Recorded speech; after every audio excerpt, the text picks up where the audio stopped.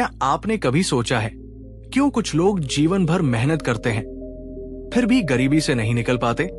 क्यों कुछ परिवार पीढ़ी दर पीढ़ी संघर्ष करते रहते हैं पर हालात नहीं बदलते?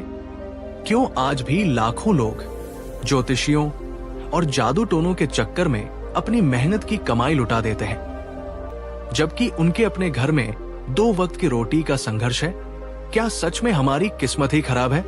क्या हमारे ग्रहस्त्र ही हमें आगे नहीं बढ़ने दे रहे? या फिर इसका कारण कुछ और है, कुछ ऐसा जो हमारी आंखों के सामने है पर हम उसे देख नहीं पाते? एक अदृश्य जंजीर जिसने हमें नहीं, हमारी सोच को बांध रखा है। आज की इस कहानी में हम आपको उस पल में वापस ले चलेंगे जब तथागत गौतम बुद्ध ने एक पूरे गांव के लोगों के सामने उस समय का सबसे बड़ा और सबसे कड़वा सच उजागर किया था। उन्होंने कहा था, तुम्हारी गरीबी का कारण न तो कोई देवता है, न कोई बुरी नजर और न ही तुम्हारी किस्मत। तुम्हारी गरीबी की असली जड़ है तुम्हारा अंधविश्वास। और उस एक वाक्य ने, उस एक सत्य ने सैकड़ों लोगों की जिंदगी को हमेशा हमेशा के लिए बदल दिया था। दोस्तों, ये वीडियो सिर्फ एक कहानी नहीं है, ये एक आईना है जिसमें शायद हम सबको अपना अक्स दिखाई दे। इसलिए इस यात्रा में मेरे साथ अंत तक बने रहिएगा, क्योंकि ये कहानी आपको ये सोचने पर मजबूर कर देगी कि कहीं हम भी तो उन अदृश्य जंजीरों में बंधे हुए नहीं हैं। तो इस वीडियो को पूरे ध्यान से और अंत तक जरूर देखिएगा। चलिए उस समय में लौटते हैं जब बुद्ध ने इस कड़वे सच का पहली बार सामना किया था। बहुत समय पहले अपनी धर्म यात्रा के दौरान बुद्ध मगध राज्य के एक सुदूर छोटे से गांव में पहुंचे। उस गांव का नाम था मोहग्राम, यानी मोह और अज्ञान का गांव। वहां के लोगों ने बुद्ध के ज्ञान, उनकी करुणा और उनके चमत्कारों की कहानियां सुनी थी और वे उनके आगमन को लेकर बड़े उत्साहित थे। उन्हें लगा कि कोई दिव्य शक्ति आई है जो एक पल में उनकी सारी समस्याओं को दूर कर देगी। लेकिन जब बुद्ध ने अपने शिष्यों के साथ गांव में प्रवेश किया तो वे वहां का दृश्य देखकर एक पल के लिए रुक गए। उन्होंने देखा गांव में गरीबी, बीमारी और निराशा का साम्राज्य था। पर उससे भी ज्यादा जो चीज उन्हें हैरान कर गई वो थी वहां फैला हुआ अंधविश्वास का घना जाल। हर घर के दरवाजे पर नींबू मिर्च और काली हांडी लटकी हुई थी, बुरी नजर से बचने के लिए। लोग अपने बच्चों के गले में तरह तरह के तावीज पहनाए हुए थे, बीमारियों से बचाने के लिए। चौपाल पर लोग अपनी मेहनत या समस्याओं पर चर्चा नहीं कर रहे थे, बल्कि ये बातें कर रहे थे कि किस गुरुजी या तांत्रिक का उपाय ज्यादा शक्तिशाली है। किसी को लगता था कि उसका व्यापार इसलिए नहीं चल रहा क्योंकि उसके पड़ोसी ने कोई मूठ चलवा दी है। कोई किसान कहता था कि मेरे खेत इसलिए सूख गए क्योंकि शनि ग्रह की दशा खराब चल रही है और उसे शांत करने के लिए एक विशेष बलि देनी होगी। बुद्ध के चेहरे पर एक गहरी करुणा की मुस्कान आई। ये वो मुस्कान थी जो एक कुशल वैद्य के चेहरे पर तब आती है जब वो बीमारी की जड़ को पकड़ लेता है। उन्होंने गांव के लोगों को एक बड़े पीपल के पेड़ के नीचे इकट्ठा होने का संदेश भिजवाया। लोग हजारों की संख्या में आ गए, इस उम्मीद में कि ये महात्मा कोई चमत्कार दिखाएंगे या कोई ऐसा मंत्र देंगे जिससे वे रातों रात अमीर हो जाएंगे। बुद्ध ने शांत भाव से सबको देखा और अत्यंत मधुर स्वर में पूछा, मेरे भाइयों और बहनों, मैं देख रहा हूं कि आप सब किसी न किसी चिंता और पीड़ा से ग्रस्त हैं। मुझे बताइए, आपको किस बात की चिंता है? भीड़ में से एक वृद्ध किसान आगे आया, हाथ जोड़कर बोला, भगवान, हम बहुत मेहनती लोग हैं पर हमारी किस्मत ही खराब है। हमारे खेत सूख गए हैं, हमारी फसल नहीं होती। गांव के तांत्रिक कहते हैं कि किसी ने हमारे गांव की खुशहाली को बांध दिया है, हम पर कोई काला जादू कर दिया गया है। एक महिला रोते हुए बोली, मेरा बेटा महीनों से बीमार है। हमने हर देवी देवता की पूजा कर ली, हर तांत्रिक से झाड़ फूंक करवा ली, पर वो ठीक नहीं हो रहा। तांत्रिक कहता है कि उस पर किसी डायन की बुरी नजर लगी है। गांव का मुखिया बोला, संक्षेप में कहे तो हमारा पूरा गांव गरीब है, त्रस्त है। शायद हमारे पुरखों के किसी पाप का फल हम भोग रहे हैं, या हमारी किस्मत में ही संघर्ष लिखा है। बुद्ध ने सबकी बातें बड़े धैर्य और करुणा से सुनी। जब सब शांत हो गए तो बुद्ध ने वो ऐतिहासिक वाक्य कहा जो उस गांव के लोगों के लिए बिजली के झटके जैसा था। उन्होंने शांत पर दृढ़ स्वर में कहा, तुम सब गरीब इसलिए नहीं हो कि किसी ने तुम पर जादू किया है या तुम्हारी किस्मत खराब है। तुम सब गरीब और दुखी हो क्योंकि तुमने अपनी सबसे बड़ी शक्ति का उपयोग करना छोड़ दिया है। तुमने सोचना छोड़ दिया है। सोचना छोड़ देना। जब कोई व्यक्ति अपनी समस्याओं का कारण खोजने के बजाय उसे किसी अदृश्य शक्ति पर मत देता है, जब कोई व्यक्ति अपनी बीमारी का इलाज खोजने के बजाय उसे किसी के जादू टोने का परिणाम मान लेता है, तो क्या वो सच में अपनी सबसे बड़ी शक्ति यानी अपनी बुद्धि का उपयोग करना नहीं छोड़ देता? क्या यही हमारी सबसे बड़ी गरीबी नहीं है? बुद्ध के इन शब्दों से गांव में सन्नाटा छा गया। लोग हैरान थे। आज तक किसी ने उनसे ऐसे बात नहीं की थी। वे हमेशा यही सुनते आए थे कि उनकी समस्याएं बाहरी शक्तियों के कारण है। ये पहली बार था जब कोई कह रहा था कि समस्या बाहर नहीं, तुम्हारे भीतर है। लोगों के चेहरों पर अविश्वास और भ्रम को देखकर बुद्ध मुस्कुराए। उन्होंने कहा, मैं जानता हूं मेरी बातें तुम्हें कठोर लग रही हैं। ठीक है, मैं तुम्हारी बात मान लेता हूं। चलो एक पल के लिए मान लेते हैं कि जादू टोने, मंत्र और ग्रह ही सब कुछ नियंत्रित करते हैं। मैं तुमसे सिर्फ कुछ सरल से सवाल पूछूंगा। अगर तुम सबने मिलकर उनके संतोषजनक जवाब दे दिए तो मैं भी मान लूंगा कि कर्म और बुद्धि से ज्यादा शक्तिशाली जादू होता है। लोग इस चुनौती के लिए तैयार हो गए। उन्हें लगा कि वे अपने महात्मा को आसानी से हरा देंगे। बुद्ध ने अपना पहला सवाल पूछा, अगर तुम में से कोई किसान अपने खेत में बीज न डाले, हल न चलाए, समय पर पानी न दे और दिन रात खेत में बैठकर फसल उगाने का मंत्र जपता रहे, तो क्या केवल मंत्रों की शक्ति से खेत में अनाज की बालियां उगाएंगी? पूरा गांव चुप हो गया। एक किसान धीरे से बोला, नहीं भगवान, ये तो असंभव है। बिना कर्म के फसल नहीं उग सकती। बुद्ध ने अपना दूसरा सवाल पूछा, अगर कोई आदमी भूख से तड़प रहा हो और तुम उसके सामने दुनिया के सबसे स्वादिष्ट व्यंजनों का वर्णन करने वाला भोजन मंत्र 100 बार पढ़ो, तो क्या उस मंत्र को सुनने मात्र से उसका पेट भर जाएगा? सबने एक साथ सिर हिलाकर कहा, नहीं भगवान, पेट भरने के लिए तो अन्न ही चाहिए। बुद्ध ने अपनी आवाज में थोड़ी और गहराई लाते हुए अपना अंतिम और सबसे महत्वपूर्ण सवाल पूछा, तो मेरे भाइयों, जब तुम ये जानते हो कि बिना बीज बोए फसल नहीं उग सकती और बिना अन्न खाए पेट नहीं भर सकता, तो फिर तुम ये कैसे मान लेते हो कि बिना सही कर्म किए, बिना अपनी बुद्धि का उपयोग किए, सिर्फ कोई जादू, कोई ग्रह या कोई तावीज तुम्हारी गरीबी और तुम्हारे दुखों को मिटा देगा? गरीबी मिटाने के लिए सही कर्म चाहिए। गरीबी मिटाने के लिए सही ज्ञान चाहिए। गरीबी मिटाने के लिए सही प्रयास चाहिए, न कि खोखले कर्मकांड। दोस्तों, बुद्ध के ये 3 सवाल आज 2500 साल बाद भी उतने ही प्रासंगिक और शक्तिशाली हैं। जरा अपने समाज में देखिए, आज भी हम में से कितने लोग यही गलती नहीं करते? पैसे की कमी है तो मेहनत बढ़ाने और नए कौशल सीखने की बजाय हम किसी विशेष पूजा या धनाकर्षण के उपाय में लग जाते हैं। बिजनेस नहीं चल रहा तो बाजार का विश्लेषण करने और अपनी रणनीति बदलने की बजाय हम ऑफिस का वास्तु या अपना ज्योतिषी बदल देते हैं। घर में कलह है तो आपसी संवाद और समझ बढ़ाने की बजाय हम गृह शांति का हवन करवाते हैं। हम समस्या की जड़ पर काम करने की बजाय पत्तों पर पानी डालते रहते हैं। हम कर्म को छोड़कर कर्म कांड में उलझ जाते हैं।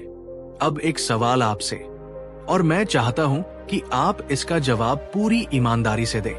क्या आपने कभी अपने जीवन की किसी असफलता के लिए अपनी मेहनत या अपनी रणनीति की कमी को स्वीकार करने की बजाय किस्मत खराब थी, समय ठीक नहीं था या ग्रहों का दोष था, ऐसा कहकर खुद को सांत्वना दी है? कमेंट में बताइए। आपने अपने जीवन से कौन सा ऐसा अंधविश्वास छोड़ा है या आज इस चर्चा के बाद छोड़ना चाहते हैं? आपकी कहानी किसी और को भी हिम्मत दे सकती है।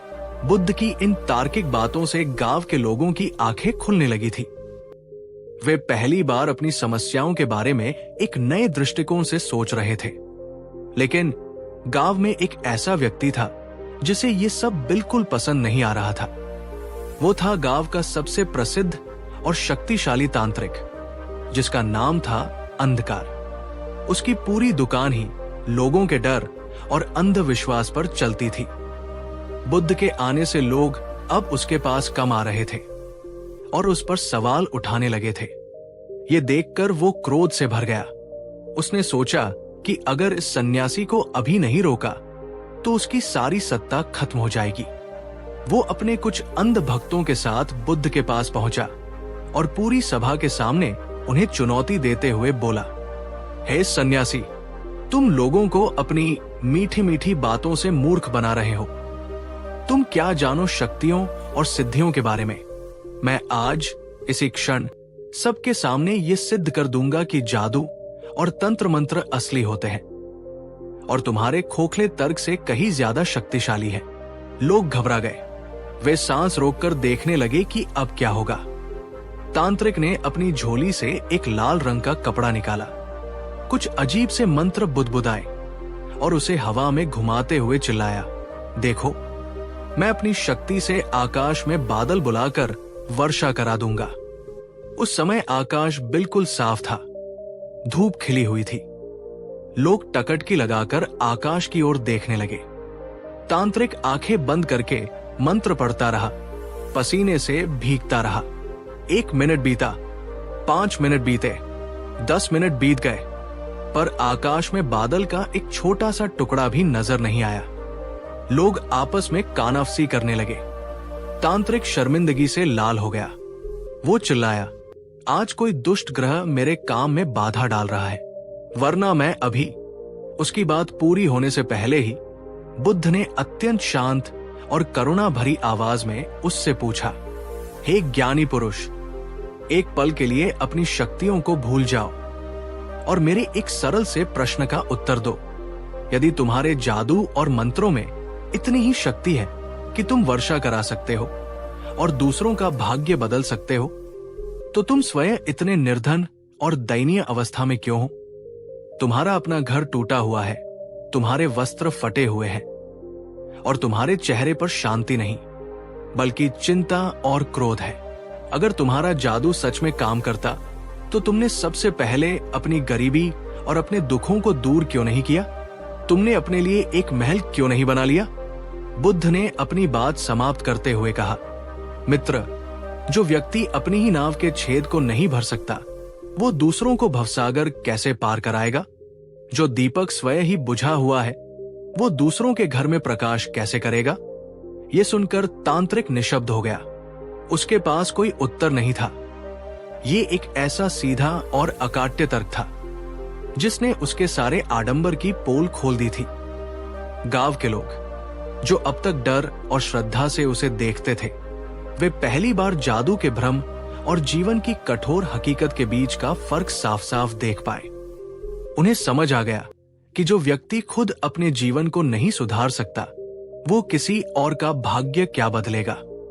दोस्तों, बुद्ध का ये प्रश्न आज भी हर उस व्यक्ति से पूछा जाना चाहिए जो आपको चमत्कार और शॉर्टकट से आपकी समस्याएं हल करने का दावा करता है।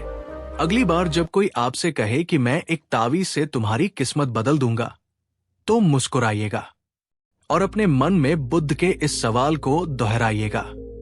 उस तांत्रिक के चुप हो जाने के बाद बुद्ध ने गांव वालों को अपनी शिक्षा का सार समझाया। उन्होंने कहा, गरीबी और दुख तब आते हैं जब मनुष्य सोचना बंद कर देता है, जब वो अपने जीवन की, अपने कर्मों की जिम्मेदारी लेने से इनकार कर देता है और उसे किसी बाहरी शक्ति, चाहे वो ग्रह हो, भाग्य हो या किसी का जादू टोना हो, उस पर डाल देता है। उन्होंने एक और सरल उदाहरण दिया। अगर किसी व्यक्ति को कोई शारीरिक रोग हो और वो कुशल वैद्य के पास जाकर औषधि लेने की बजाय केवल मंदिर में जाकर भगवान से ठीक होने की प्रार्थना करता रहे या किसी तांत्रिक से झाड़फूंक करवाता रहे तो क्या वह रोग ठीक हो जाएगा? लोग बोले, नहीं भगवान, रोग के लिए तो औषधि ही लेनी पड़ेगी। बुद्ध ने कहा, ठीक इसी प्रकार अज्ञान और अंधविश्वास भी एक मानसिक रोग है और इस रोग की औषधि है ज्ञान, विवेक और सही कर्म।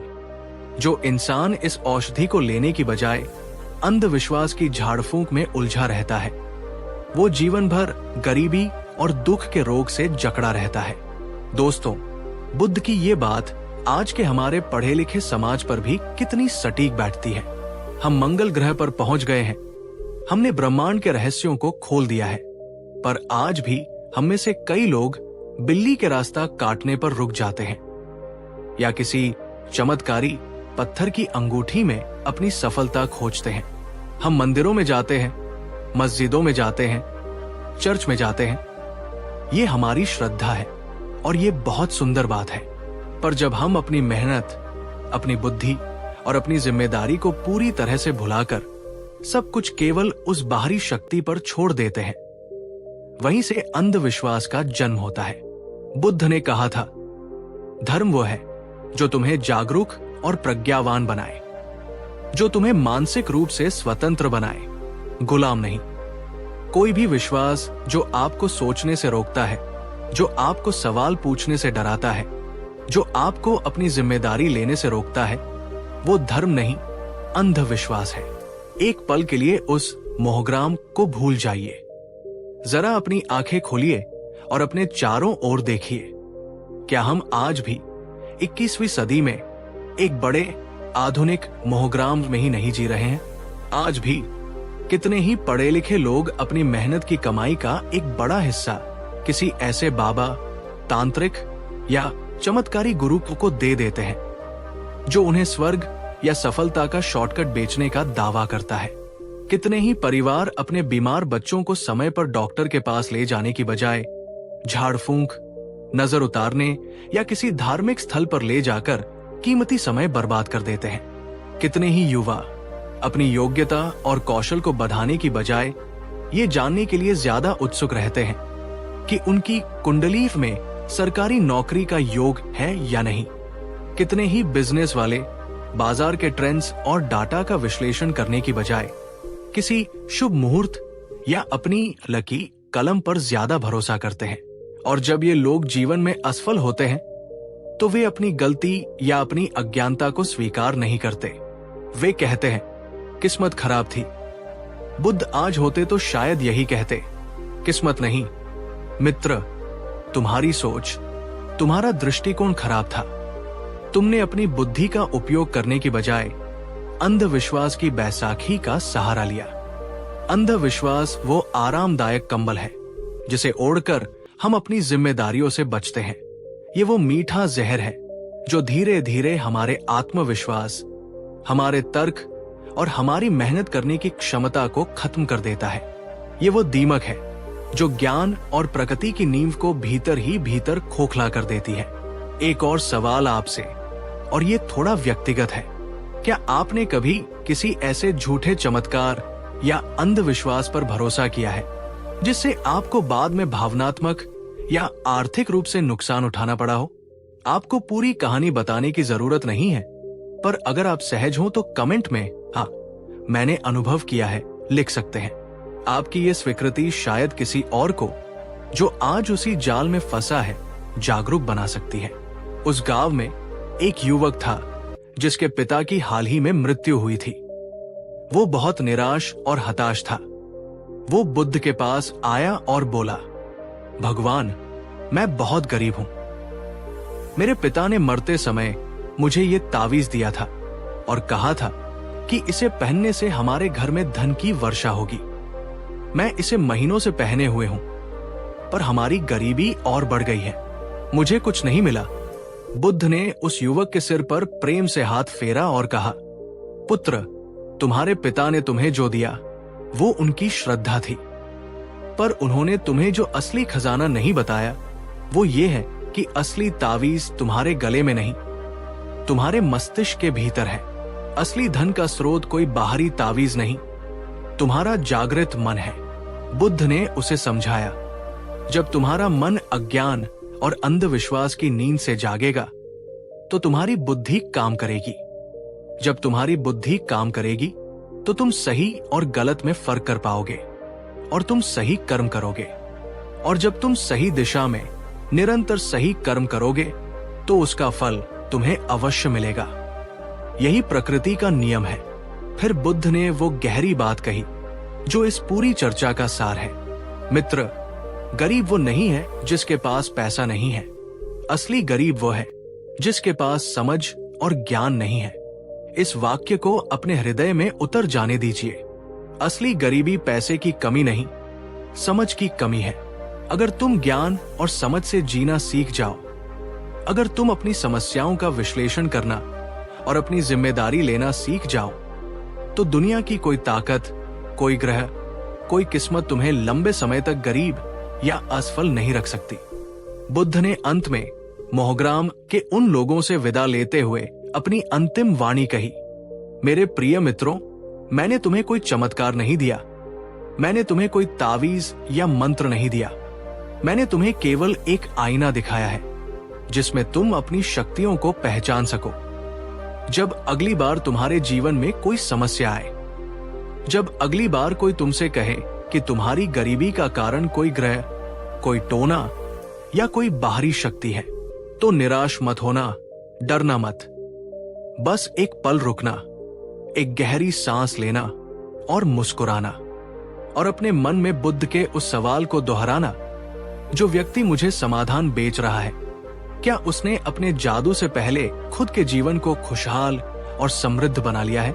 ज्ञान की रोशनी में जियो, तर्क के पथ पर चलो और अपने कर्म पर अटूट विश्वास रखो, क्योंकि जो व्यक्ति अज्ञान और अंधविश्वास की नींद में सोया हुआ है, वो हमेशा दूसरों के कहे अनुसार, दूसरों के नियंत्रण में जीता है। और जो अपनी बुद्धि के प्रकाश में जाग गया है, वो अपने भाग्य का निर्माता स्वयं बनता है। दोस्तों, बुद्ध का ये संदेश आज भी उतना ही जीवंत है। गरीबी, चाहे वो धन की हो, स्वास्थ्य की हो या खुशी की हो, उसे खत्म करने के लिए हमें बाहर के अनुष्ठानों से पहले अपने भीतर के अज्ञान और अंधविश्वास का हवन करना होगा। हमें अपने समाज से और सबसे पहले अपने मन से उस दीमक को हटाना होगा जो हमारी प्रगति को खाए जा रही है। गरीबी खत्म करने के लिए सबसे पहले सोच का, ज्ञान का और तर्क का दीपक जलाना होगा। तो अंत में वही सवाल जो मैंने आपसे शुरू में वादा किया था, क्या आप तैयार हैं अपने मन के भीतर बैठे उस तांत्रिक को, उस अंधविश्वास को चुनौती देने के लिए जो आपको आपकी जिम्मेदारियों से भटकाता है? क्या आप अपने बच्चों को विरासत में तावीज और टोटके देंगे या उन्हें तर्क करने और सवाल पूछने की हिम्मत देंगे? अगर आपका जवाब हाँ, तो बुद्ध के इस क्रांतिकारी मिशन में हमारा साथ दीजिए। इस वीडियो को लाइक करें, बुद्ध का ये संदेश कमेंट में अपने शब्दों में दोहराए। मैं अंधविश्वास में नहीं, अपने कर्म और ज्ञान में विश्वास रखती हूं।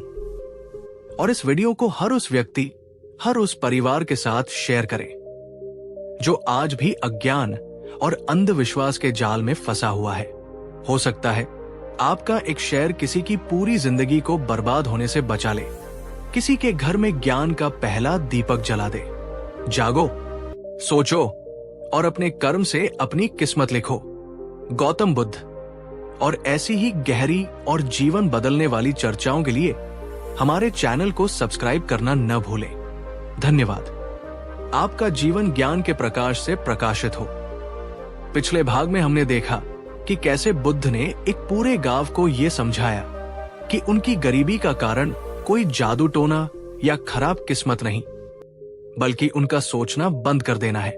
आज हम इस चर्चा को और भी गहराइयों में ले जाने वाले हैं। आज हम ये जानेंगे कि जब लोगों ने अंधविश्वास को चुनौती देना शुरू किया और बुद्ध से पूछा, तो फिर भगवान, गरीबी के असली कारण क्या है? तो बुद्ध ने क्या उत्तर दिया? बुद्ध की शिक्षाओं का जो सार आज हम आपके सामने रखने वाले हैं, वो शायद आपको चौंका दे, क्योंकि उन्होंने गरीबी को कभी भी केवल पैसों की कमी के रूप में नहीं देखा। उनके लिए गरीबी एक मानसिक अवस्था थी, एक आदत थी, एक दृष्टिकोण था। एक दिन अपने शिष्यों के बीच बैठे हुए गौतम बुद्ध ने कहा था, मनुष्य तब तक गरीब और पराधीन रहता है जब तक वो अपने सुख, अपनी शांति और अपनी सफलता के लिए दूसरों पर या बाहरी परिस्थितियों पर निर्भर रहना नहीं छोड़ता। ये सुनकर एक युवा शिष्य ने, जो एक धनी व्यापारी परिवार से आया था, हिम्मत करके पूछा, भगवान, क्या धनवान होना, संपत्ति अर्जित करना पाप है? क्या हमें धन से विमुख हो जाना चाहिए? बुद्ध मुस्कुराए। उनकी मुस्कान में हमेशा की तरह गहरी करुणा थी।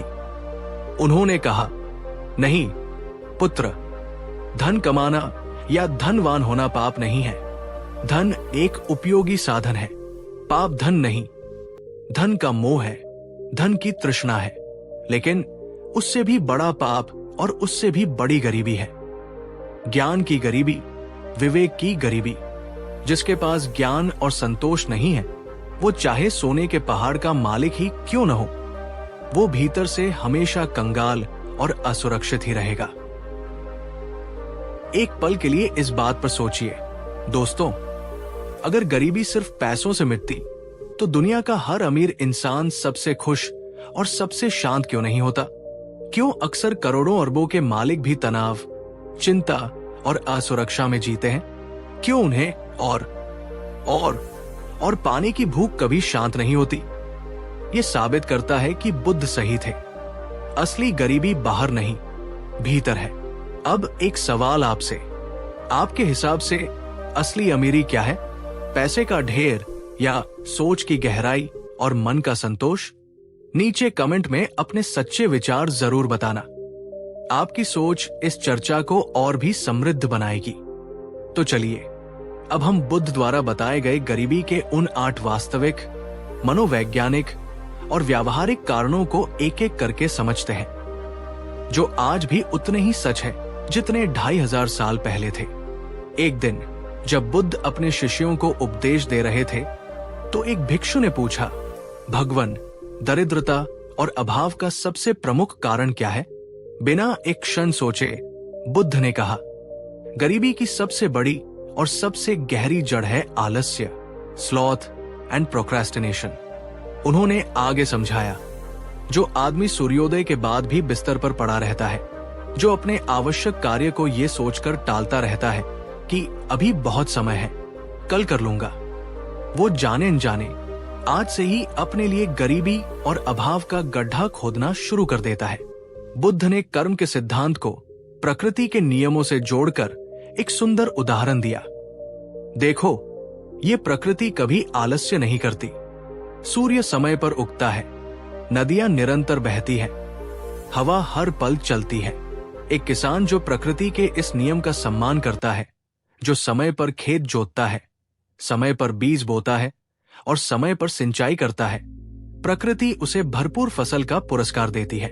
लेकिन वो किसान जो ये सोचता है, आज धूप बहुत तेज है, कल जोतूंगा, या आज मन नहीं है, परसों बीज डालूंगा, वो अंत में दूसरों के लहलहाते खेत देखकर ईर्ष्या और पश्चाताप की आग में जलता रहता है। दोस्तों, बुद्ध के ये शब्द कितने शाश्वत है। आलस्य केवल शारीरिक नहीं होता, ये मानसिक भी होता है।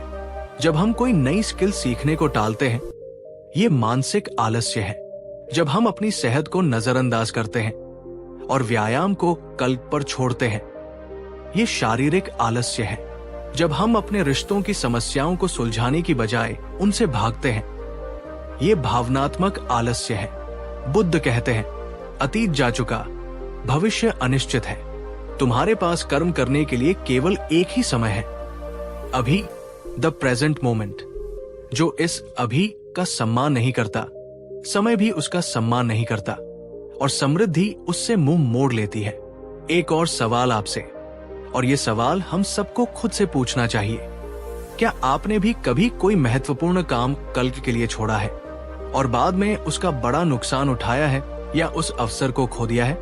अगर हाँ, तो आज, अभी, इसी क्षण खुद से ये वादा कीजिए और नीचे कमेंट में ये संकल्प लिखिए, मैं आज से टालना छोड़ दूंगी। ये छोटा सा संकल्प आपके जीवन में एक बहुत बड़ा बदलाव ला सकता है। बुद्ध ने आलस्य के बाद गरीबी का दूसरा सबसे बड़ा कारण बताया, अज्ञानता, इग्नोरेंस। यहां अज्ञानता का मतलब अनपढ़ होना नहीं है। बुद्ध के लिए अज्ञानता का अर्थ था विवेक की कमी, सही और गलत का बोध न होना और सीखना बंद कर देना। बुद्ध बोले, अज्ञानता सबसे बड़ी गरीबी और सबसे घना अंधेरा है। जो व्यक्ति ये मान लेता है कि मैं सब कुछ जानता हूं और सीखना बंद कर देता है, उसका पतन उसी क्षण शुरू हो जाता है। उन्होंने जीवन के विभिन्न क्षेत्रों से उदाहरण दिए। वो किसान जो ये नहीं जानता कि किस मौसम में कौन सा बीज डालना है या मिट्टी को कैसे उपजाऊ बनाना है, उसकी सारी मेहनत व्यर्थ चली जाती है और वो भूखा मरता है।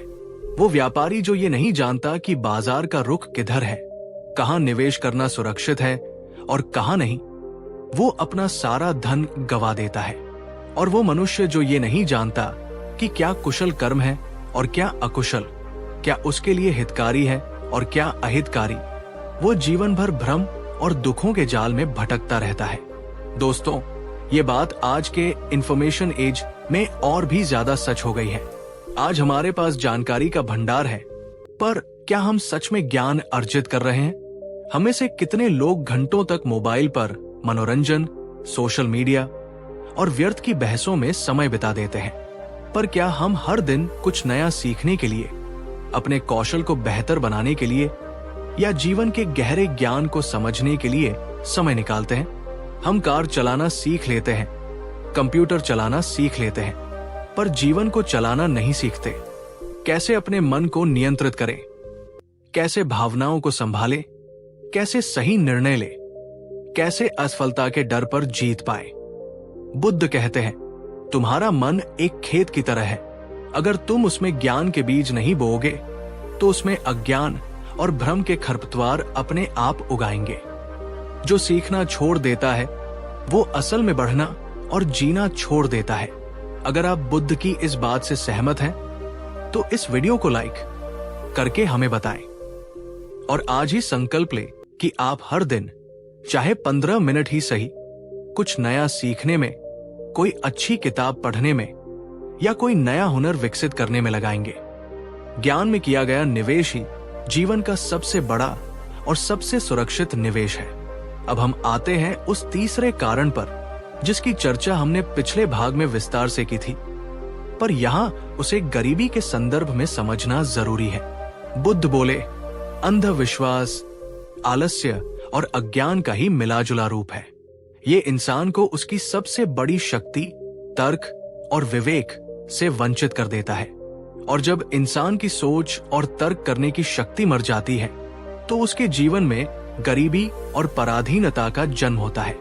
उन्होंने कहा, जो व्यक्ति ये सोचता है कि अगर मैं ये विशेष तावीज पहन लूंगा तो मेरा भाग्य चमक जाएगा, वो अपनी मेहनत और अपने कर्म पर विश्वास करना छोड़ देता है। जो ये मानता है कि बिल्ली के रास्ता काटने से मेरा काम बिगड़ जाएगा, वो अपने आत्मविश्वास को एक जानवर के आने जाने पर निर्भर कर देता है। और जो ये सोचता है कि किसी बाबा का आशीर्वाद ही मुझे अमीर बना देगा, वो अपनी जिम्मेदारी को किसी और के कंधों पर डाल देता है। और जो कर्म नहीं करता, जो आत्मविश्वास खो देता है, जो जिम्मेदारी नहीं लेता, वो फल कैसे पाएगा? दोस्तों, यही आज हमारे समाज की एक बहुत बड़ी और दुखद बीमारी है। हम मेहनत करने से ज्यादा पूजा करवाने में विश्वास करते हैं। हम अपनी क्षमताओं को विकसित करने से ज्यादा किसी चमत्कारी उपाय के भरोसे बैठे रहते हैं। बुद्ध किसी की श्रद्धा या आस्था के विरुद्ध नहीं थे।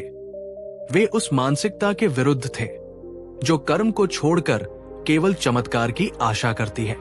बुद्ध कहते हैं, जिस दिन तुम बाहरी आशीर्वादों पर निर्भर रहने की बजाय खुद अपने कर्म का, अपनी मेहनत का आशीर्वाद बन जाओगे, उसी दिन तुम्हारी असली अमीरी शुरू होगी। एक और सवाल आपसे, क्या आप भी कभी किसी ऐसे झूठे चमत्कार या अंधविश्वास के भरोसे बैठे रहे और बाद में आपको निराशा हाथ लगी? अगर आप इस जाल से बाहर आ चुके हैं तो नीचे कमेंट में लिखिए, अब मैं कर्म में विश्वास रखती हूँ। आपका ये कमेंट शायद किसी और को भी इस भ्रम से बाहर निकलने की प्रेरणा दे। बुद्ध ने गरीबी और असफलता का एक और बहुत ही गहरा मनोवैज्ञानिक कारण बताया। उन्होंने कहा, बहुत से लोगों की गरीबी का कारण अवसर की कमी नहीं, बल्कि साहस की कमी है, और इस साहस की कमी का मूल कारण है डर, फियर। उन्होंने समझाया कि ये डर कई रूपों में आता है। असफलता का डर, अगर मैंने ये नया काम शुरू किया और मैं असफल हो गया तो? लोग क्या कहेंगे का डर, अगर मैं अपनी सुरक्षित नौकरी छोड़कर अपने सपने के पीछे गया तो मेरे रिश्तेदार और दोस्त क्या कहेंगे?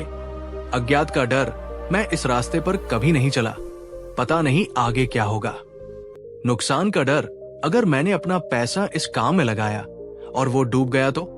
बुद्ध ने कहा, जो व्यक्ति डर से निर्देशित होता है वो हमेशा सुरक्षित और भीड़ द्वारा बनाए गए रास्ते पर ही चलता है। वो कभी भी अपनी नई राह बनाने का, कोई नया प्रयोग करने का या कोई बड़ा जोखिम उठाने का साहस नहीं कर पाता। और जो अपनी राह नहीं बनाता वो जीवन भर दूसरों की छाया में एक औसत और अभावग्रस्त जीवन जीने के लिए अभिशप्त हो जाता है। सोचिए दोस्तों, कितने ही महान विचार, कितने ही अद्भुत आविष्कार, कितने ही क्रांतिकारी बिजनेस आइडियाज सिर्फ इसलिए कभी हकीकत नहीं बन पाए क्योंकि किसी के मन में डर आ गया था। बुद्ध हमें सिखाते हैं, डर कोई बाहरी हकीकत नहीं है। डर केवल तुम्हारे मन में अतीत के अनुभवों और भविष्य की कल्पनाओं से बना एक विचार है। जब तुम पूरी सजगता के साथ वर्तमान क्षण में रहकर अपना कदम आगे बढ़ाते हो तो डर अपने आप धुएं की तरह छंट जाता है। अब एक सवाल आपसे, जो आपको आईना दिखा सकता है, क्या आपके जीवन में भी कोई ऐसा सपना या कोई ऐसा बड़ा काम है जिसे आप सिर्फ किसी डर के कारण आज तक शुरू नहीं कर पाए? अगर हाँ, तो आज बुद्ध की इस बात को याद रखिए, डर एक विचार है, हकीकत नहीं, और उस डर के पार ही आपकी समृद्धि छिपी हुई है। अब हम आते हैं उस पांचवें कारण पर, जो बुद्ध की दृष्टि में शायद सबसे ज्यादा घातक था, क्योंकि ये व्यक्ति की आत्मा को ही पंगु बना देता है। बुद्ध बोले, व्यक्ति की गरीबी और उसका दुख तब तक कभी खत्म नहीं हो सकते जब तक वो मानसिक और भावनात्मक रूप से दूसरों पर निर्भर, डिपेंडेंट रहेगा। उन्होंने समझाया कि ये निर्भरता कई स्तरों पर होती है। आर्थिक निर्भरता, हमेशा ये सोचना कि मेरे माता पिता, मेरा जीवन साथी या सरकार मेरी आर्थिक जरूरतों को पूरा करेगी। भावनात्मक निर्भरता, अपनी खुशी और अपने आत्मसम्मान के लिए दूसरों की प्रशंसा और स्वीकृति पर निर्भर रहना।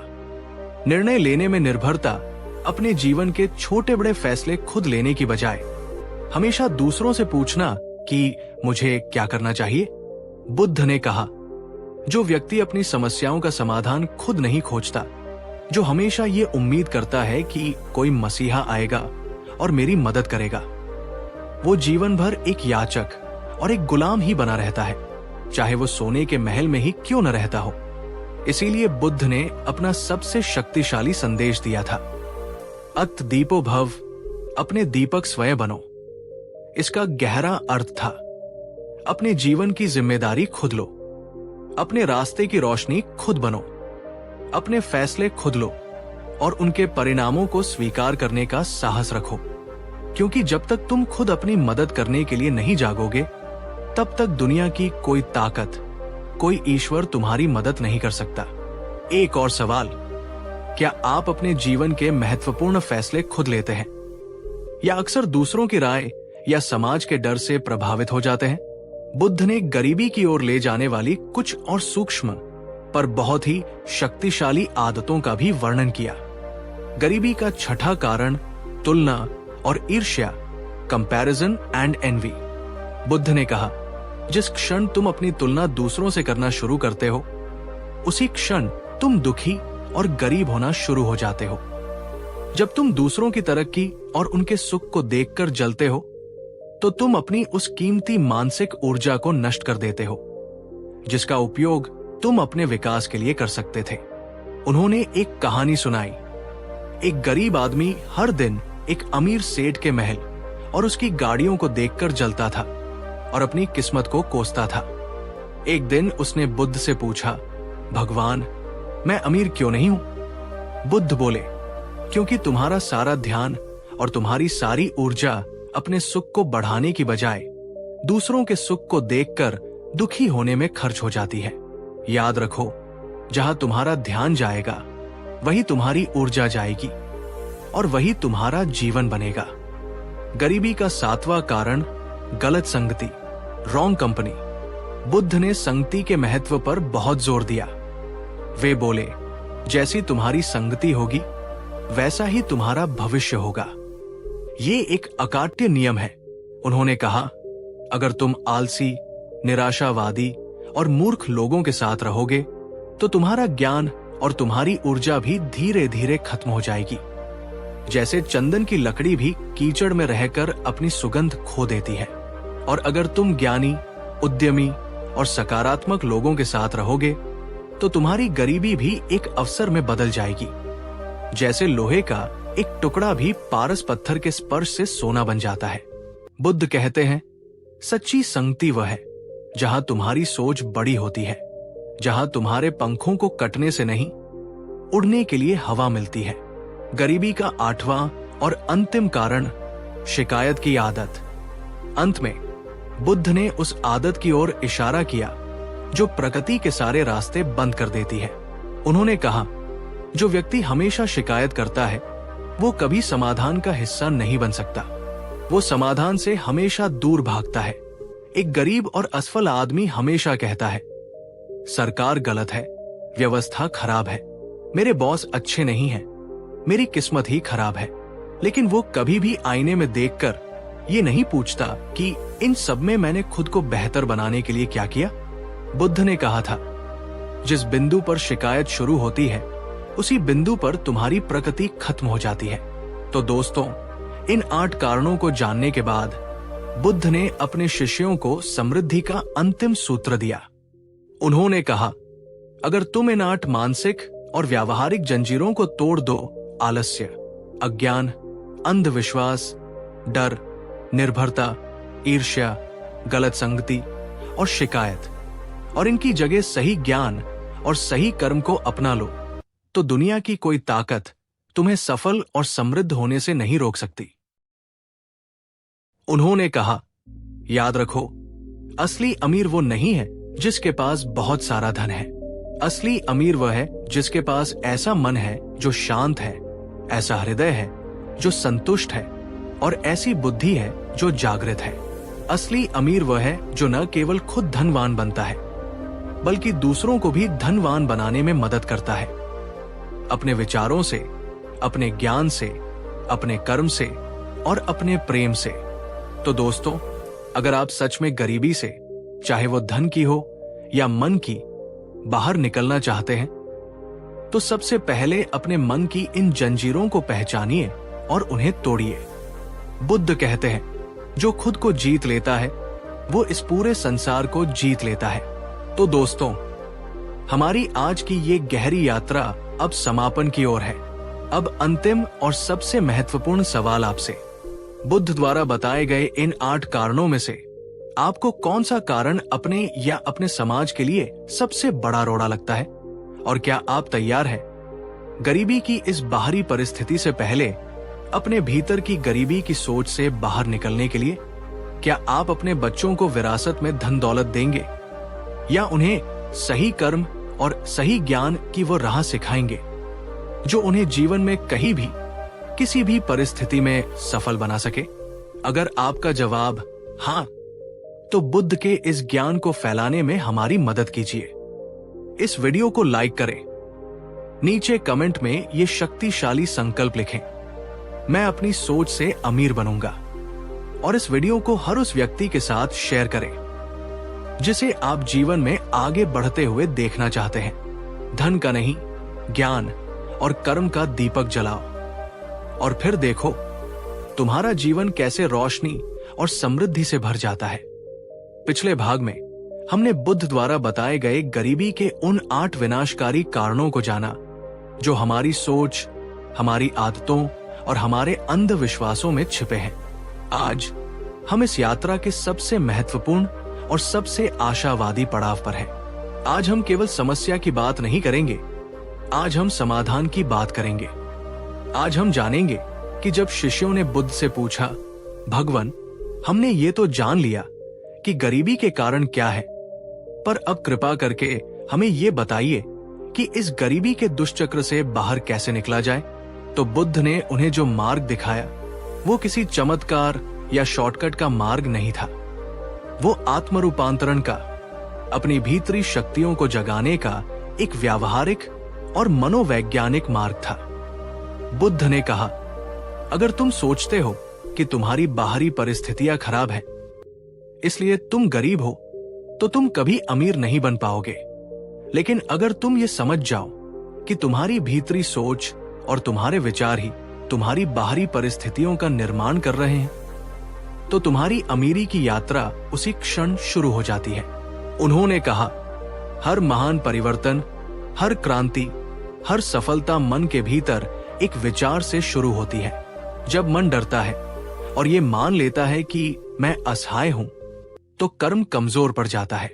लेकिन जब मन जागता है और ये संकल्प करता है कि मैं ये कर सकता हूं, तो पूरा ब्रह्मांड भी उसे रास्ता दिखाने में मदद करता है। एक बार बुद्ध ने अपने प्रिय शिष्य आनंद से कहा था, आनंद, इस संसार में सबसे शक्तिशाली किला कौन सा है?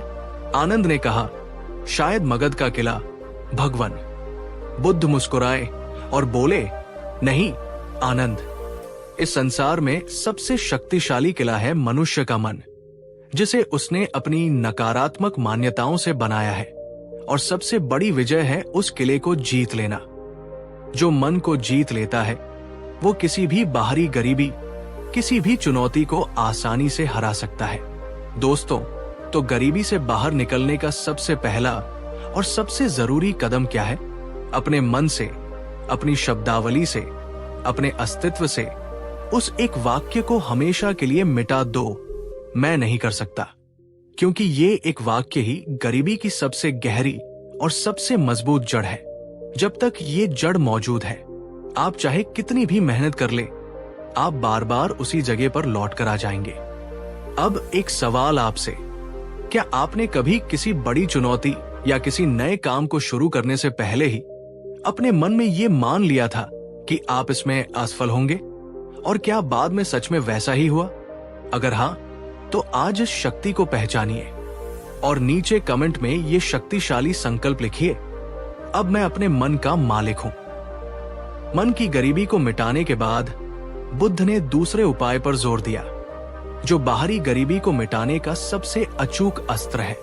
उन्होंने कहा, गरीबी का अंधकार तभी मिटता है जब ज्ञान का दीपक जलता है। ज्ञान ही वो प्रकाश है जो अज्ञान और अवसरहीनता के अंधेरे को एक क्षण में चीर देता है। उस समय के समाज में शिक्षा केवल कुछ विशेष वर्गों तक ही सीमित थी। बुद्ध ने इस परंपरा को चुनौती दी। उन्होंने कहा कि ज्ञान पर हर किसी का अधिकार है, चाहे वो पुरुष हो या स्त्री, ब्राह्मण हो या शूद्र। उन्होंने एक बहुत ही मार्मिक और चुभने वाली बात कही, जो माता पिता अपने बच्चों को विरासत में धन दौलत तो देते हैं, पर उन्हें सही ज्ञान और विवेक नहीं देते। वे असल में उन्हें अमीर नहीं, बल्कि भविष्य का सबसे बड़ा भिखारी बना रहे हैं। क्योंकि धन तो नष्ट हो सकता है, पर ज्ञान एक ऐसा खजाना है जिसे कोई चोर चुरा नहीं सकता, कोई आग जला नहीं सकती, और वो हर पीढ़ी के साथ बढ़ता ही है। दोस्तों, ये बात आज भी कितनी सच है। आज भी कई गरीब परिवार संसाधनों की कमी के कारण या अज्ञानतावश अपने बच्चों की पढ़ाई को महत्व नहीं देते। वे कहते हैं, पढ़ लिख कर क्या करेगा, 2 पैसे कमाना सीख, घर के काम में हाथ बंटा। पर बुद्ध हमें याद दिलाते हैं, जहां शिक्षा और ज्ञान का दीपक जलता है, वहां समृद्धि और अवसर की देवी लक्ष्मी अपने आप खींची चली आती है। शिक्षा का मतलब केवल स्कूल कॉलेज की डिग्री लेना नहीं है। शिक्षा का मतलब है नया हुनर सीखना, अपने काम को बेहतर ढंग से करना सीखना, दुनिया को समझना, और सबसे महत्वपूर्ण, अपनी सोच को विकसित करना। एक और सवाल आपसे, क्या आप अपने बच्चों को केवल परीक्षा में नंबर लाने वाली मशीन बना रहे हैं, या उन्हें जीवन की चुनौतियों का सामना करने वाली समझ भी सिखा रहे हैं? इस पर जरूर सोचिएगा, क्योंकि शिक्षा का असली मतलब किताबी ज्ञान का बोझ नहीं, बल्कि सोच की आजादी है। एक बार जब मन में सही सोच और बुद्धि में सही ज्ञान आ जाए, तो बुद्ध ने तीसरे और सबसे व्यावहारिक कदम पर जोर दिया। वे बोले, सफलता का रहस्य किसी एक दिन किए गए बड़े काम में नहीं, बल्कि हर दिन अनुशासन के साथ किए गए छोटे छोटे कामों में छिपा है।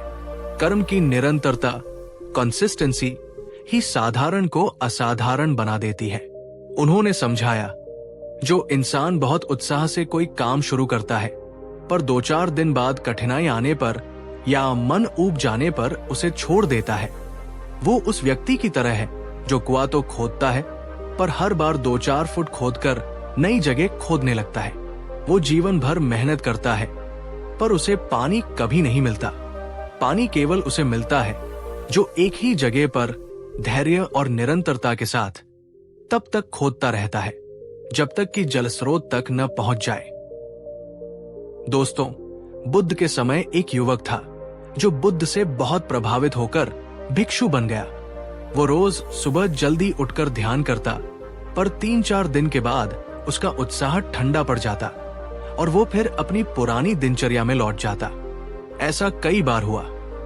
एक दिन बुद्ध ने उसे समझाया, तुम्हारा मन और तुम्हारा प्रयास एक नदी की तरह बहना चाहिए, जो छोटी छोटी धाराओं से शुरू होती है पर निरंतर बहती रहती है। वो चट्टानों से टकराती है पर रुकती नहीं, अपना रास्ता बदल लेती है, और निरंतर बहते रहने के कारण ही वो छोटी सी धारा अंत में एक विशाल नदी बनकर समुद्र तक पहुंच जाती है। गरीब वो नहीं होता जिसके पास बड़े साधन नहीं होते। दोस्तों, असली गरीब वो होता है जो शुरू तो करता है पर रास्ते में ही रुक जाता है, हार मान लेता है। एक और सवाल, क्या आपने भी कभी कोई अच्छा काम, कोई अच्छी आदत जैसे व्यायाम करना, किताब पढ़ना या कोई नया कोर्स सीखना बहुत जोश से शुरू किया और फिर कुछ ही दिनों में उसे बीच में छोड़ दिया? अगर हाँ, तो आज से ये संकल्प लीजिए और नीचे कमेंट में लिखिए, अब मैं रुकूंगा नहीं, निरंतर चलूंगा। बुद्ध मनुष्य के सामाजिक स्वभाव को गहराई से समझते थे।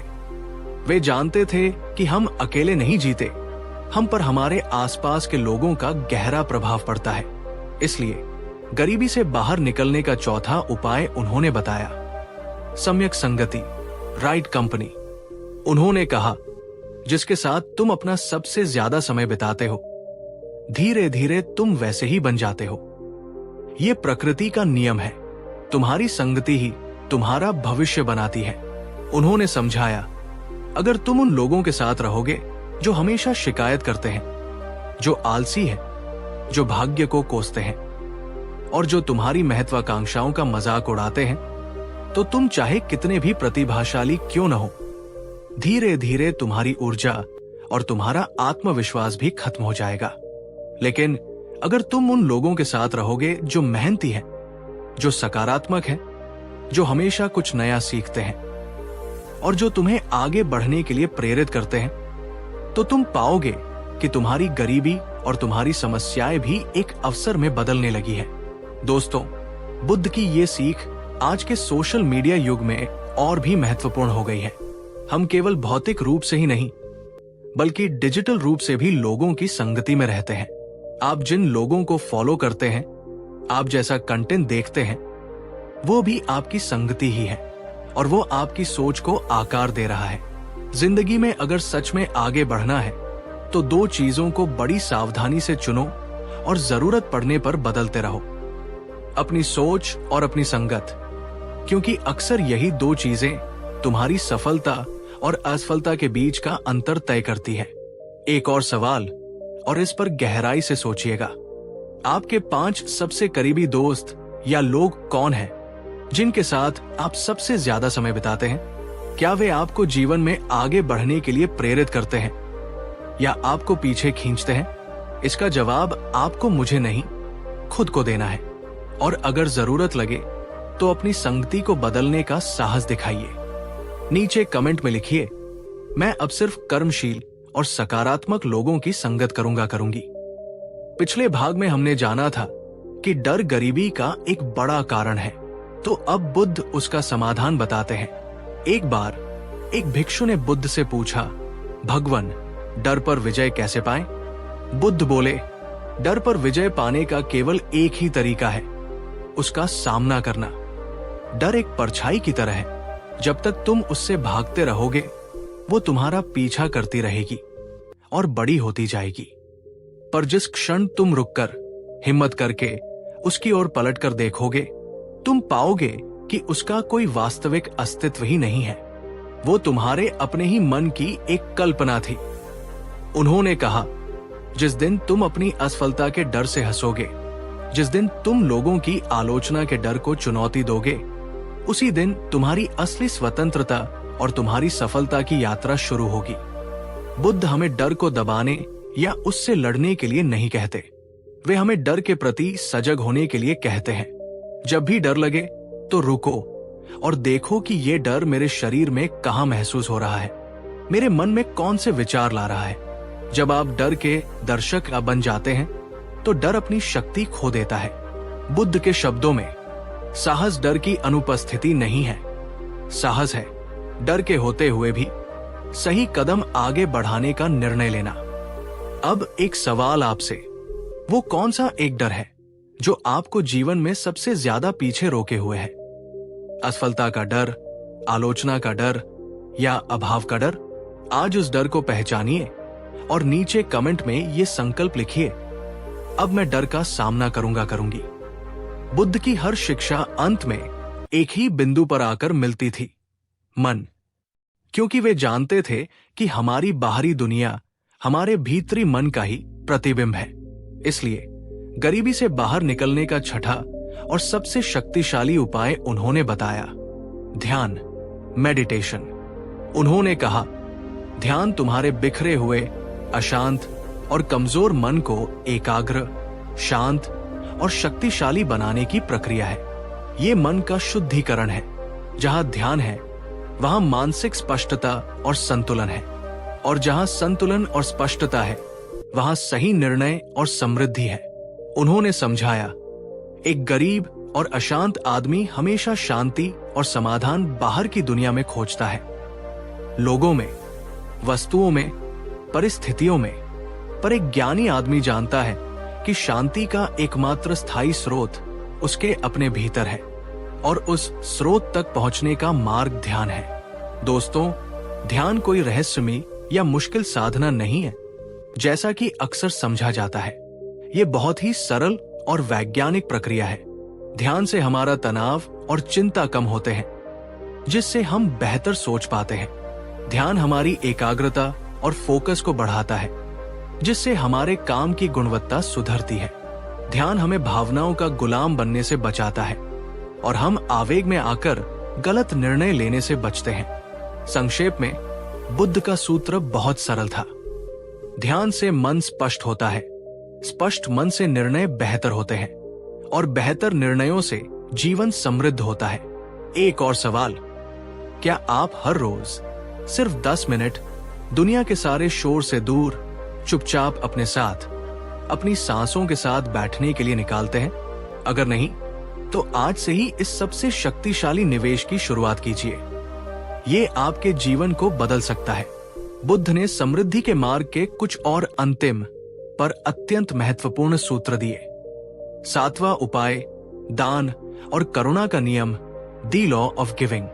बुद्ध बोले, ब्रह्मांड का एक विचित्र नियम है, जो पकड़ कर रखता है वो खो देता है, और जो खुले हाथ से देता है वो कई गुना अधिक पाता है। जो व्यक्ति ये सोचता है कि मेरे पास पहले से ही कम है, मैं कैसे दूं, वो हमेशा कमी की मानसिकता में ही जीता है और सच में गरीब बना रहता है। उन्होंने कहा, दान सिर्फ पैसे का नहीं होता। किसी को अपना समय देना, किसी को ज्ञान देना, किसी को सच्ची दया और प्रेम देना भी महान दान है। जब तुम देने का भाव रखते हो तो तुम ब्रह्मांड को ये संदेश देते हो कि मेरे पास प्रचुरता है, और वही प्रचुरता तुम्हारे जीवन में लौट कर आती है। 8वां उपाय, उद्देश्यपूर्ण जीवन, पर्पसफुल लिविंग। बुद्ध बोले, जो व्यक्ति केवल अपने लिए जीता है, केवल पैसा कमाने और उपभोग करने के लिए जीता है, वो अंत में खालीपन और निरर्थकता में मरता है। लेकिन जो व्यक्ति एक बड़े उद्देश्य के लिए जीता है, जो अपने जीवन को दूसरों की सेवा या किसी महान कार्य के लिए समर्पित करता है, वो कभी गरीब नहीं हो सकता। उन्होंने कहा, उद्देश्य ही जीवन को ऊर्जा और अर्थ देता है। बिना उद्देश्य का जीवन एक ऐसी नाव की तरह है जिसमें पतवार नहीं है। वो लहरों के थपेड़े खाकर कहीं भी पहुंच नहीं पाती। 9वां और अंतिम उपाय, आत्मनिर्भरता, सेल्फ रिलायंस। अंत में बुद्ध ने अपनी उसी मूल शिक्षा को दोहराया। उन्होंने कहा, दूसरों से आशा करना ही दुख का सबसे बड़ा स्रोत है। जो व्यक्ति अपनी खुशी, अपनी सफलता और अपनी सुरक्षा के लिए हमेशा दूसरों पर निर्भर रहता है, वो सदा एक भिखारी ही रहेगा। उन्होंने कहा, किसी गुरु, किसी देवता या किसी ग्रह के भरोसे मत बैठो। वे तुम्हें मार्ग दिखा सकते हैं, पर उस मार्ग पर चलना तुम्हें ही होगा। अपनी शक्तियों को पहचानो, अपनी बुद्धि पर भरोसा करो और अपने जीवन की जिम्मेदारी खुद अपने कंधों पर उठाओ। निर्भरता भिखारी बनाती है और आत्मनिर्भरता तुम्हें राजा बनाती है।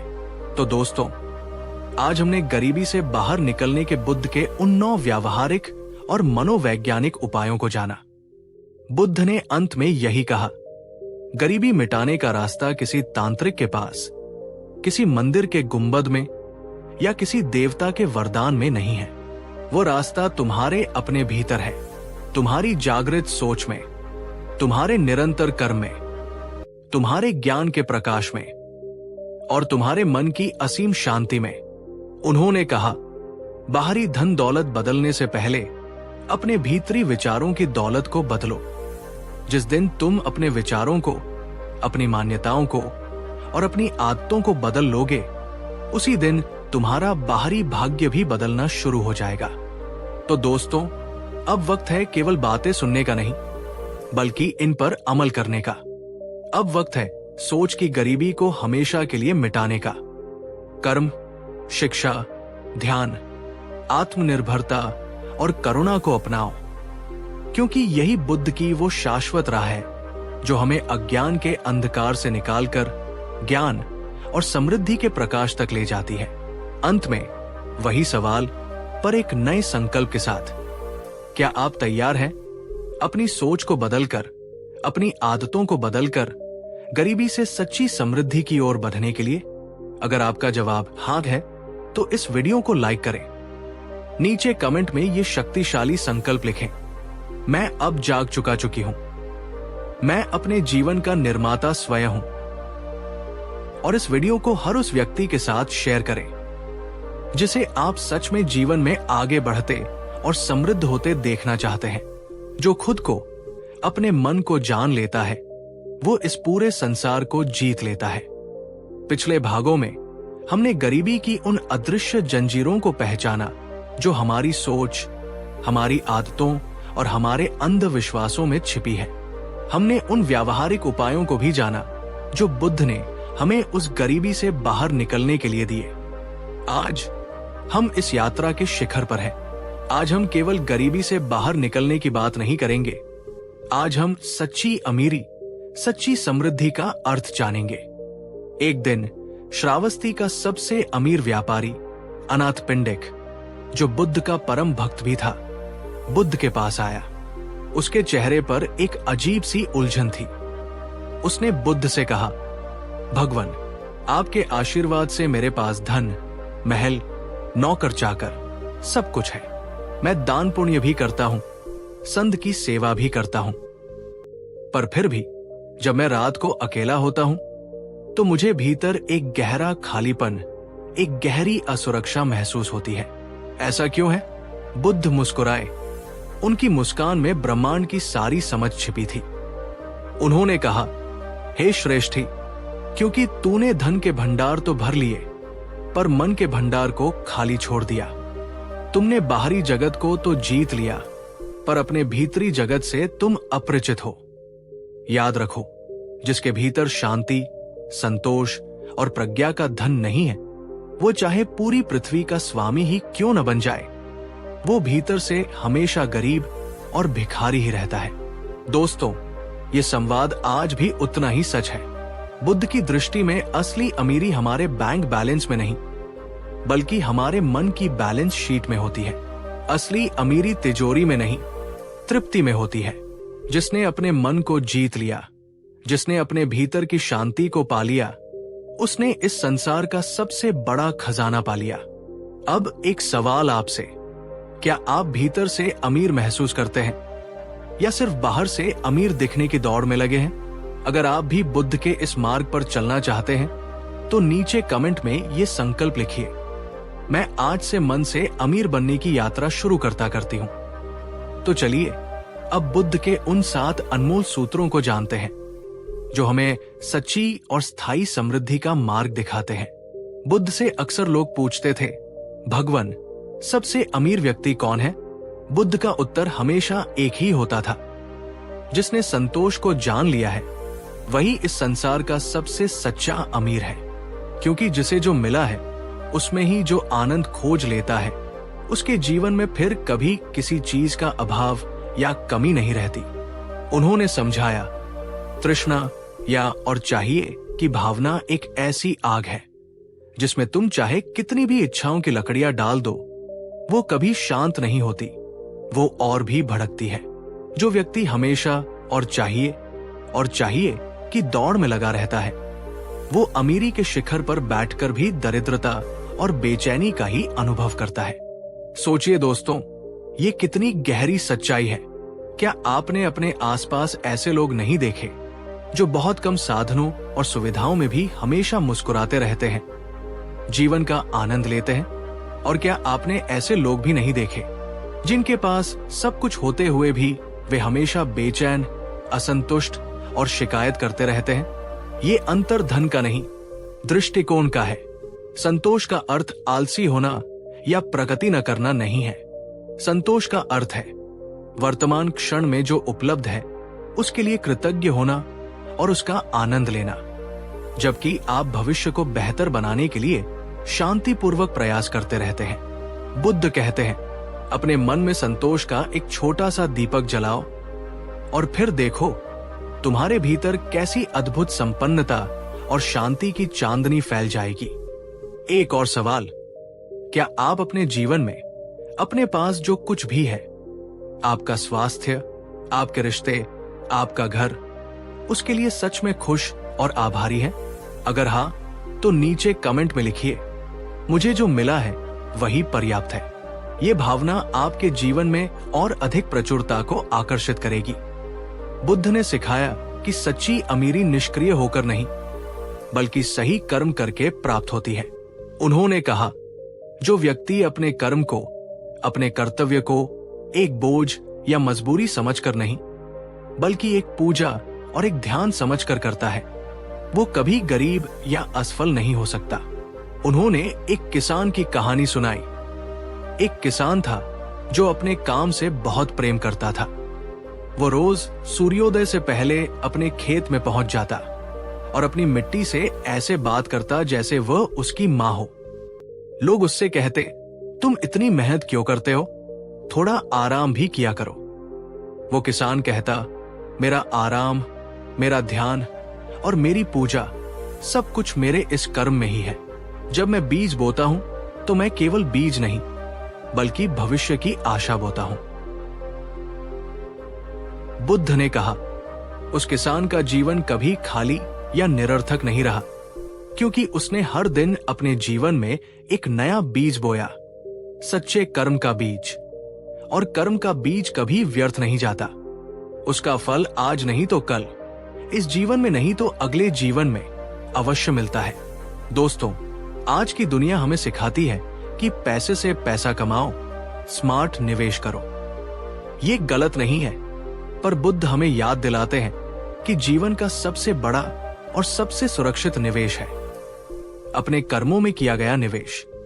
अमीर वो नहीं जो सिर्फ धन बचाता है, असली अमीर वह है जो हर दिन अच्छे कर्मों का पुण्य कमाता है, क्योंकि यही वो ब्याज है जो जन जन्मांतर तक आपके साथ चलता है। एक छोटा सा अभ्यास। आपका आज का सबसे अच्छा और सबसे सच्चा कर्म क्या था? चाहे वो कितना भी छोटा क्यों न हो।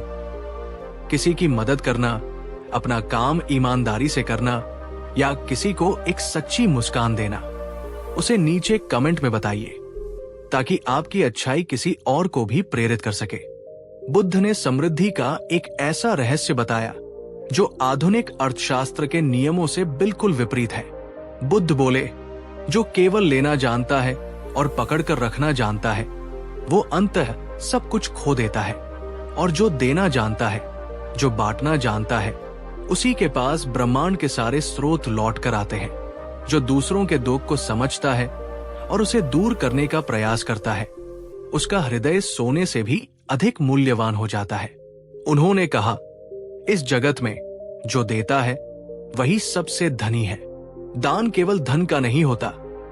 किसी को अभय का दान देना, किसी को ज्ञान का दान देना और किसी को प्रेम और करुणा का दान देना, ये धन के दान से भी कहीं ज्यादा महान है। आज की दुनिया में हमें क्या सिखाया जाता है?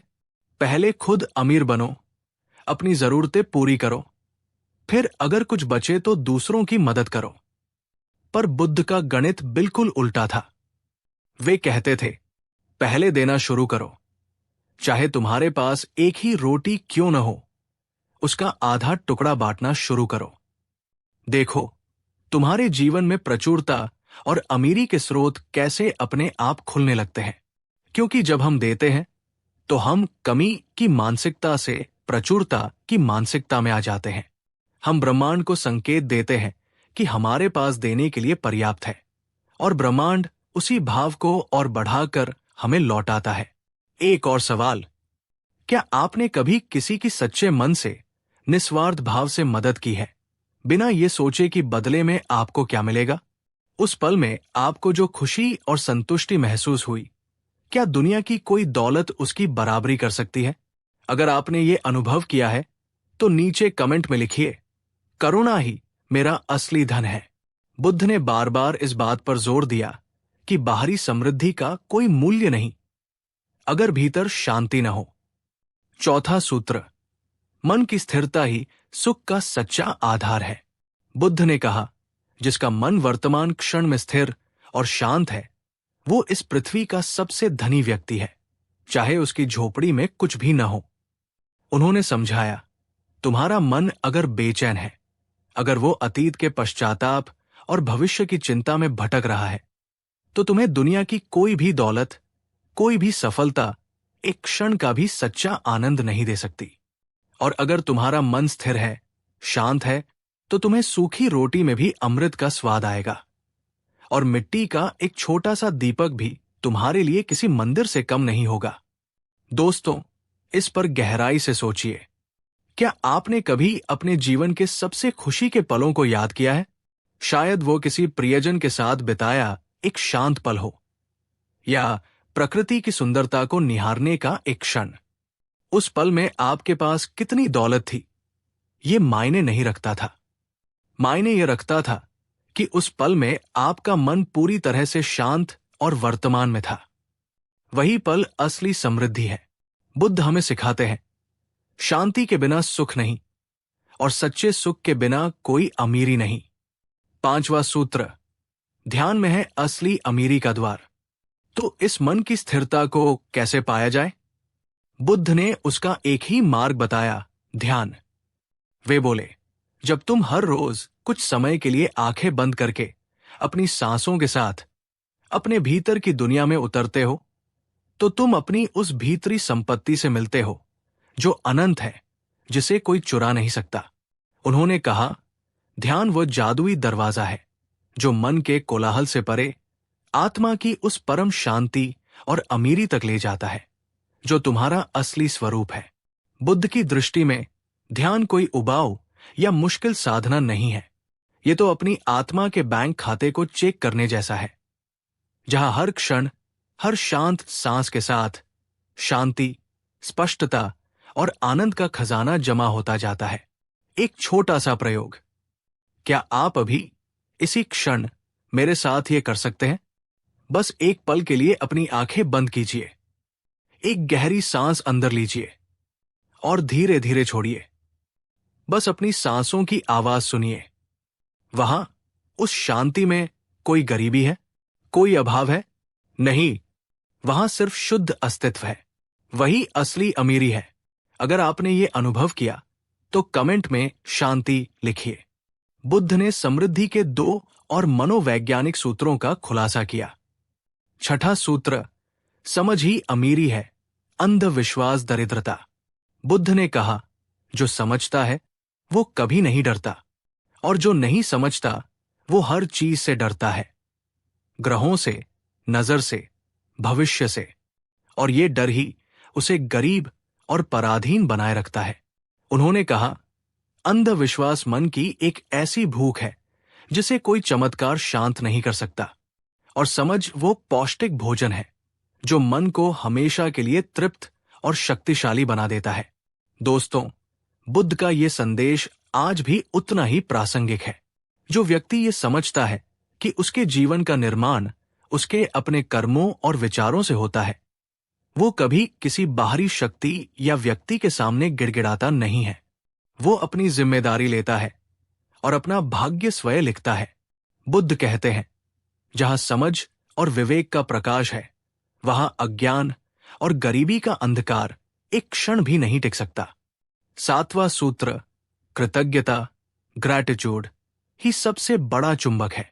अंत में बुद्ध ने उस भावना पर जोर दिया जो समृद्धि को सबसे तेजी से आकर्षित करती है। वे बोले, जो व्यक्ति अपने पास जो है उसके लिए हर दिन, हर क्षण धन्यवाद और कृतज्ञता का भाव रखता है, वो ब्रह्मांड के लिए प्रचुरता का एक खुला द्वार बन जाता है। उन्होंने कहा, जो व्यक्ति हमेशा शिकायत करता रहता है, जो हमेशा उसी चीज पर ध्यान देता है जो उसके पास नहीं है, उसके पास चाहे कितना भी धन क्यों ना जाए, वो भीतर से हमेशा खाली और दरिद्र ही महसूस करेगा। दोस्तों, इस पर एक पल के लिए रुककर सोचिए। अगर आज सुबह आपकी आंखें खुली, अगर आप ये वीडियो देख और सुन पा रहे हैं, अगर आपने आज भोजन किया है, अगर आपके सिर पर छत है, और अगर आपके जीवन में एक भी व्यक्ति है जो आपसे प्रेम करता है, तो आप इस दुनिया के अरबों लोगों से ज्यादा अमीर हैं। इस सच्चाई को महसूस कीजिए। कृतज्ञता वो जादुई कुंजी है जो अभाव के बंद दरवाजों को खोलकर प्रचुरता के नए रास्ते दिखाती है। एक और अभ्यास। आज आप अपने जीवन की किस एक छोटी सी चीज के लिए सबसे ज्यादा आभारी हैं? उसे नीचे कमेंट में लिखिए। चलिए इस कमेंट सेक्शन को कृतज्ञता और सकारात्मकता की ऊर्जा से भर देते हैं। तो दोस्तों, आज हमने सच्ची अमीरी के उन 7 सूत्रों को जाना जो बुद्ध ने हमें दिए। अंत में जब शिष्यों ने बुद्ध से पूछा, भगवन, तो गरीबी मिटाने का सबसे सीधा और अंतिम तरीका क्या है? बुद्ध बोले, इस दुनिया को अमीर बनाने की कोशिश मत करो, इस दुनिया को जागा हुआ बनाओ।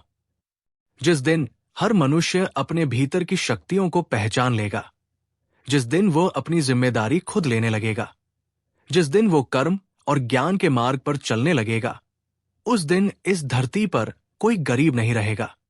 बुद्ध की दृष्टि में गरीबी मिटाने के 3 महामार्ग हैं। 1. प्रज्ञा, विजडम, ज्ञान और समझ की रोशनी। 2. शील, मोरालिटी, सही और कुशल कर्मों की निष्ठा। 3. समाधि, कॉन्सेंट्रेशन, ध्यान और मन की शांति। जो इन तीनों को अपने जीवन में अपनाता है, वो न केवल स्वयं हर प्रकार की गरीबी से मुक्त हो जाता है, बल्कि वो दूसरों के लिए भी समृद्धि और प्रकाश का स्रोत बन जाता है। अपने विचारों से, अपने प्रेम से और अपने कर्म से। बुद्ध कहते हैं, असली अमीर वह है जो समझता है, जो समझता है वही देखता है, जो देखता है वही जानता है, और जो जानता है वही जागता है। दोस्तों, गरीबी से अमीरी तक की ये यात्रा बाहर की दुनिया में नहीं, हमारे अपने भीतर, हमारी अपनी चेतना में शुरू होती और समाप्त होती है। आज से ज्ञान को अपनाइए, कर्म को साधिए, करुणा को बांटिए और संतोष में जीना सीखिए। यही है बुद्ध का शाश्वत समृद्ध जीवन सूत्र। तो दोस्तों, अगर आप भी चाहते हैं कि हर वो व्यक्ति जो अभाव और गरीबी की सोच में जी रहा है, वो इस सच्ची अमीरी के रहस्य को जाने, तो इस ज्ञान को फैलाने में हमारी मदद कीजिए। इस वीडियो को लाइक करें, नीचे कमेंट में ये अंतिम संकल्प लिखें, मैं आज से भीतर से अमीर हूं। और इस वीडियो को हर उस व्यक्ति के साथ शेयर करें जिसकी आप सच में परवाह करते हैं, क्योंकि शायद किसी की सोच बदलने से उसकी पूरी एक पीढ़ी का भविष्य बदल जाए। ज्ञान ही वो असली संपत्ति है जो तुमसे कभी कोई छीन नहीं सकता और जो बांटने से बढ़ती है। पिछले भागों में हमने गरीबी की बाहरी और भीतरी जड़ों को समझा और उनसे मुक्त होने के व्यावहारिक मार्ग को जाना।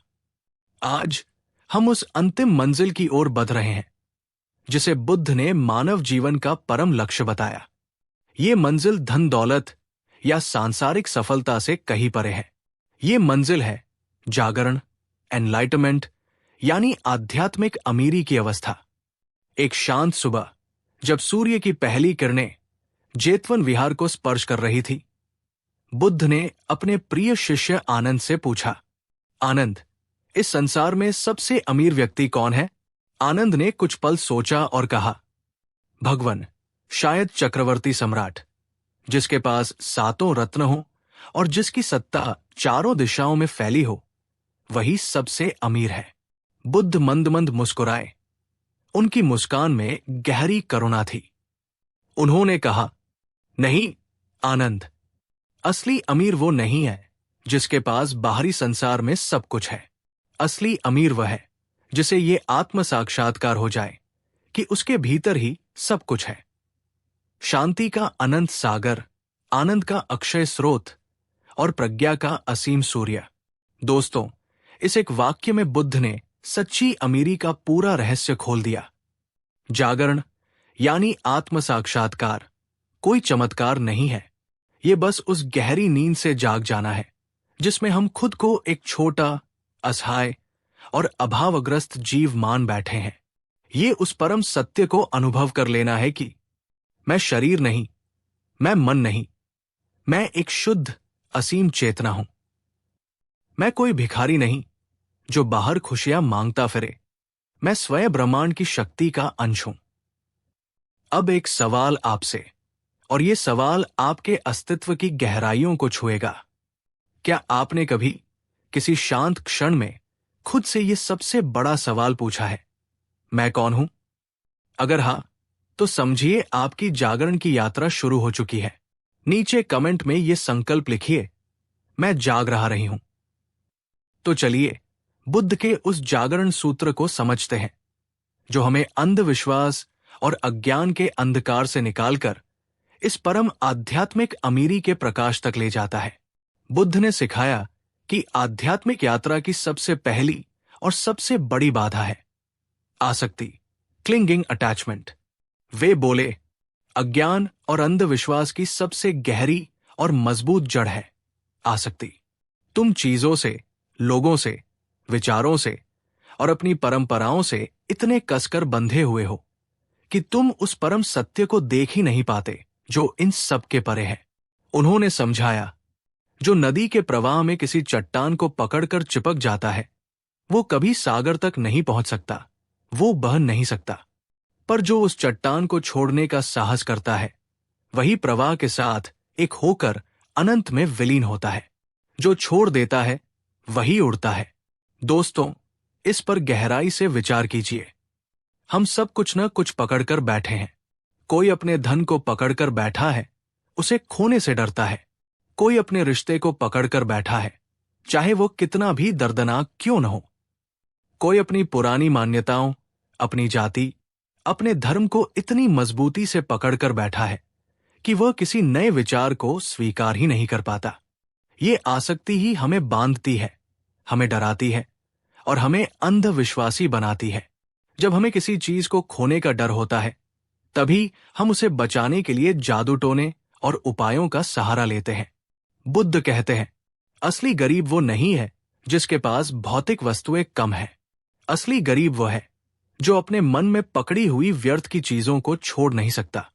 एक और सवाल, क्या आपके जीवन में भी कोई ऐसी बात, कोई पुरानी याद, कोई वस्तु या कोई व्यक्ति है जिसे आपने इतनी मजबूती से पकड़ रखा है कि वो आपकी प्रगति में, आपकी शांति में बाधा बन रहा है? आज उसे छोड़ने का संकल्प लीजिए। नीचे कमेंट में लिखिए, मैं छोड़कर आगे बढ़ूंगा। बुद्ध ने जागरण का दूसरा स्तंभ बताया, सत्य की अनवरत खोज, दी अनसीसिंग क्वेस्ट फॉर ट्रूथ। उन्होंने कहा, दूसरों द्वारा बताई गई झूठी मान्यताएं और परंपराएं मन को अंधा और पंगु बना देती है। जो व्यक्ति सुनी सुनाई बातों पर आंख बंद करके विश्वास करने की बजाय स्वयं सत्य की खोज में निकलता है, वही भीतर से सच्चा धनवान बनता है। उन्होंने अपने प्रसिद्ध उपदेश कालाम सुत्त में कहा, किसी बात पर इसलिए विश्वास मत करो क्योंकि वो किसी पवित्र ग्रंथ में लिखी है। किसी बात पर इसलिए विश्वास मत करो क्योंकि वो किसी बड़े गुरु ने कही है। किसी बात पर इसलिए विश्वास मत करो क्योंकि वह तुम्हारे पूर्वजों की परंपरा है। बल्कि जब तुम किसी बात को अपने तर्क, अपने विवेक और अपने अनुभव की कसौटी पर परखो और पाओ कि वह तुम्हारे और दूसरों के कल्याण के लिए है, तभी उसे स्वीकार करो। दोस्तों, ये कितनी बड़ी और क्रांतिकारी बात थी। बुद्ध हमें अनुयायी नहीं, खोजकर्ता बना रहे थे।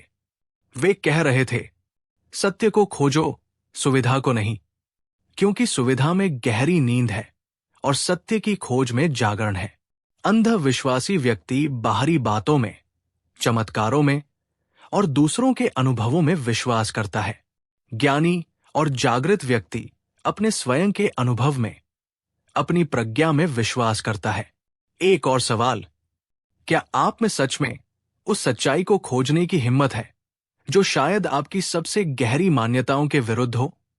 या आप बस उन्हीं परंपराओं और रास्तों पर चलना पसंद करते हैं जिन पर सब चल रहे हैं? इस पर विचार जरूर कीजिएगा। बुद्ध ने सिखाया कि आध्यात्मिक यात्रा एक अत्यंत व्यक्तिगत यात्रा है। इस पर कोई और आपके लिए नहीं चल सकता। वे बोले, जो व्यक्ति अपनी मुक्ति के लिए, अपनी शांति के लिए दूसरों के सहारे चलता है, वो कभी अपने गंतव्य तक नहीं पहुंचता। वो हमेशा पराधी ही रहता है। इसीलिए उन्होंने अपना वह महामंत्र दिया जो उनकी पूरी शिक्षा का सार है, अत दीपो भव, स्वयं अपने दीपक बनो।